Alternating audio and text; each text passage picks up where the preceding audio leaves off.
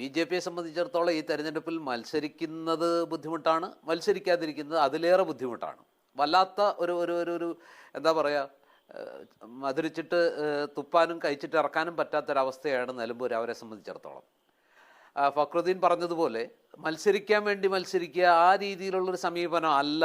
അദ്ദേഹം ഇന്നലെ തന്നെ പറഞ്ഞല്ലോ, രാജീവ് ചന്ദ്രശേഖർ പറഞ്ഞു, ഞങ്ങളുടെ ഫോക്കസ് എന്ന് പറയുന്നത് നിലമ്പൂർ തെരഞ്ഞെടുപ്പല്ല, ഞങ്ങളുടെ ഫോക്കസ് എന്ന് പറയുന്നത് കൃത്യമായിട്ടും വരാനിരിക്കുന്നത് തദ്ദേശ ഭരണ തെരഞ്ഞെടുപ്പാണ് ഞങ്ങളുടെ ഫോക്കസ്. അങ്ങനെ ഞങ്ങൾ ഫോക്കസ് ചെയ്തിരിക്കുന്ന ഒരു ഘട്ടത്തിൽ വികസനവും അതുപോലെ തന്നെ മറ്റു പല കാര്യങ്ങളും ഫോക്കസ് ചെയ്തുകൊണ്ട് കുറേ കൂടി കൃത്യമായൊരു രാഷ്ട്രീയ ദിശയോടുകൂടി വരും കാലത്ത് കേരളത്തിലെ രാഷ്ട്രീയം മുന്നോട്ട് കൊണ്ടുപോകാൻ ആഗ്രഹിക്കുന്നൊരു ഘട്ടത്തിൽ ഈ നിലമ്പൂരിൽ മത്സരിച്ച് കഴിഞ്ഞ തവണ കിട്ടിയതിനേക്കാൾ കുറഞ്ഞ വോട്ടിലേക്കെങ്ങാനും മാറേണ്ട ഒരവസ്ഥ വന്നാൽ അത് ബി.ജെ.പി മുന്നോട്ട് വെക്കുന്ന ഭാവി രാഷ്ട്രീയത്തിനൊരു വലിയ തിരിച്ചടിയാകും. ഇപ്പോഴത്തെ ഒരു അവസ്ഥയിൽ ഞാൻ വിചാരിക്കുന്നത് എന്താണെന്ന് വെച്ചാൽ, നിലമ്പൂർ ബി.ജെ.പി ഒരു പ്രസക്തിയുള്ള പാർട്ടിയല്ല. അതിപ്പോൾ നമുക്ക് കഴിഞ്ഞ കാലങ്ങളിലെല്ലാം അറിയാവുന്ന കാര്യമാണ്. ബി.ജെ.പിക്ക് അവിടെ പ്രത്യേകിച്ച് ഒരു തെരഞ്ഞെടുപ്പിനെ സ്വാധീനിക്കാനുള്ളൊരു ശേഷിയില്ല. അത് പല കാരണങ്ങൾ കൊണ്ടാണ്. രാഷ്ട്രീയമായിട്ട് ശേഷിയില്ല. അങ്ങനെ രാഷ്ട്രീയമായിട്ട് ശേഷിയില്ലാതെ വരുന്നതിന് കാരണം അവിടുത്തെ ഡെമോഗ്രാഫിക് ഘടനയാണ്. അതായത് പ്രധാനമായിട്ടും നിലമ്പൂരിൻ്റെ ആ ഒരു ഈ എന്താ പറയുക വിഭജനം പരിശോധിച്ചാൽ അവിടെ മാക്സിമം ഉള്ളത് 55% എന്നാണ് ഞാൻ മനസ്സിലാക്കുന്നത് മുസ്ലിം കമ്മ്യൂണിറ്റിയാണ്. ഏതാണ്ട് 18-നും 20-നും ശതമാനത്തിനിടയ്ക്ക് ക്രിസ്ത്യൻ കമ്മ്യൂണിറ്റിയാണ്. ബാക്കിയാണ് ഹിന്ദു കമ്മ്യൂണിറ്റി ഉള്ളത്. അപ്പോൾ സ്വാഭാവികമായിട്ടും 55-20 75% ഇതര സമുദായങ്ങളുള്ള ഒരു സ്ഥലത്ത് 25% മാത്രം ഹിന്ദുക്കളുള്ള ഒരു സ്ഥലത്ത് ഒരു നിർണായക ശക്തിയാവാൻ ബി.ജെ.പിക്ക് കഴിയാതെ വരുന്നത് സ്വാഭാവികമാണ്. കാരണം അവിടുത്തെ എല്ലാ കാലത്തും നമുക്കറിയാം ഹിന്ദു വോട്ടിങ്ങിൻ്റെ വോട്ട് ബാങ്കിൻ്റെ ബൾക്ക് കൺസ്യൂമേഴ്സ് എന്ന് പറയുന്നത് എല്ലാ കാലത്തും LDF ആണ്.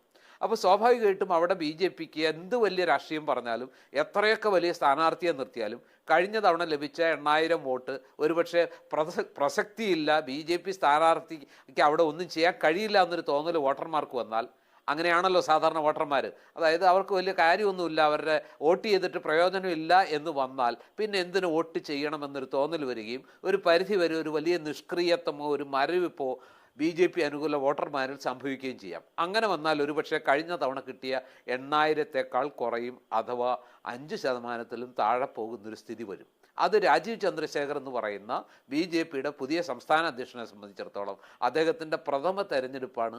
ആ തെരഞ്ഞെടുപ്പിൽ അത്തരത്തിലെങ്ങാനും സംഭവിച്ചാൽ അത് അദ്ദേഹത്തിന് വലിയ ഒരു തിരിച്ചടിയായി മാറുകയും ചെയ്യും. അപ്പോൾ അത്തരം ഒരു സാധ്യത ഒരുപക്ഷെ അവർ വിലയിരുത്തുന്നുണ്ടാകും. ഞങ്ങൾക്ക് പ്രസക്തിയില്ലാത്ത, ഞങ്ങൾക്ക് വലുതായൊന്നും ചെയ്യാനില്ലാത്ത, 8 മാസത്തിനപ്പുറം പുതിയ തെരഞ്ഞെടുപ്പ് നടക്കാനിരിക്കുന്ന ഒരു സ്ഥലത്ത് ഇങ്ങനെ പോയി മത്സരിച്ച് സ്വയം പ്രസക്തിയില്ലായ്മ ലോകത്തോട് അല്ലെങ്കിൽ സംസ്ഥാനത്തോട് വിളിച്ചു പറയുന്ന റിസ്ക് എടുക്കുന്നത് എന്തിനാണ് എന്നുള്ള ഒരു രാഷ്ട്രീയ യാഥാർത്ഥ്യം അവിടെ നിൽക്കുന്നു. ആ രാഷ്ട്രീയ യാഥാർത്ഥ്യം നിൽക്കുമ്പോഴും ബി.ജെ.പി പോലെ കേരളത്തിലെ 3ാം ശക്തിയായിട്ടുള്ള ഒരു പാർട്ടി ഇതുപോലൊരു നിർണായക തെരഞ്ഞെടുപ്പിൽ മത്സരിക്കുന്നില്ലെങ്കിൽ ആ പാർട്ടിയെ സംബന്ധിച്ചിടത്തോളം എന്ത് മറുപടിയാണ്, എന്ത് എന്ത് എന്ത് എന്താ പറയുക ന്യായീകരണമാണ് കേരളത്തിലെ വോട്ടർമാരോട്, രാഷ്ട്രീയ കേരളത്തോട് പറയാൻ കഴിയുക? അതിന് വ്യാഖ്യാനങ്ങൾ ശ്രീജിത്ത് പണിക്കർ വ്യക്തമായി ചൂണ്ടിക്കാണിച്ചതുപോലെ അതിന് ഒരുപാട് രാഷ്ട്രീയ വ്യാഖ്യാനങ്ങളുണ്ടാകാം. ആ വ്യാഖ്യാനങ്ങൾ എന്ന് പറയുന്നത് കൃത്യമായിട്ട് നമുക്കറിയാം. CJP എന്നുള്ള ആരോപണം വളരെ മുമ്പേ തന്നെ കേരള രാഷ്ട്രീയത്തിലുണ്ട്. പ്രത്യേകിച്ചും ഈ പറഞ്ഞ രീതിയിൽ കഴിഞ്ഞ ലോക്സഭാ തെരഞ്ഞെടുപ്പിന് ശേഷം CPM-ൻ്റെ ആ നയങ്ങളിലുണ്ടായ, പ്രത്യേകിച്ച് മുസ്ലിം ന്യൂനപക്ഷങ്ങളോടുള്ള CPM നിലപാടിൽ വന്ന മാറ്റം എന്ന് പറയുന്നത് വലിയൊരളവിൽ BJPയുടെ നിലപാടുകളിലേക്ക് CPM മാറുന്നു. അതിനോട് ഏതാണ്ട് ചേർന്ന് പോകുന്ന ഒരവസ്ഥയിലേക്ക് CPM നിലപാട് മാറ്റുന്നു എന്ന് വരുമ്പോൾ BJP അവിടെ നിലമ്പൂർ പോലുള്ള നിർണായക സ്ഥലത്ത് ഒരു തെരഞ്ഞെടുപ്പ് നടക്കുമ്പോൾ അവിടെ സ്ഥാനാർത്ഥിയെ നിർത്തിയില്ലെങ്കിൽ UDF മുന്നോട്ട് വെക്കുന്ന ഈ CJP ആരോപണം, പ്രത്യേകിച്ച് നിലമ്പൂർ നമുക്കറിയാം മലബാറിലാണ്, ഈ ആരോപണം ഏറ്റവും കൂടുതൽ ശക്തമായിട്ട് ക്ലച്ച് പിടിക്കാനും വേര് പിടിക്കാനും സാധ്യതയുള്ള ഒരു സ്ഥലം കൂടിയാണ്.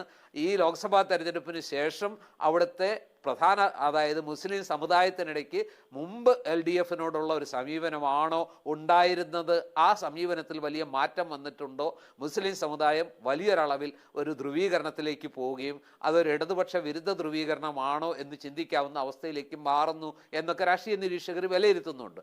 ഈ ഒരു ഘട്ടത്തിൽ BJP മത്സരിക്കാതിരുന്നാൽ അതിനെതിരെ ഉയരുന്ന ഏറ്റവും വലിയ വിമർശനം BJP CPM-നെ സഹായിക്കാൻ വേണ്ടി സ്ഥാനാർത്ഥിയെ വേണ്ടെന്ന് വെച്ചു എന്നാണ്.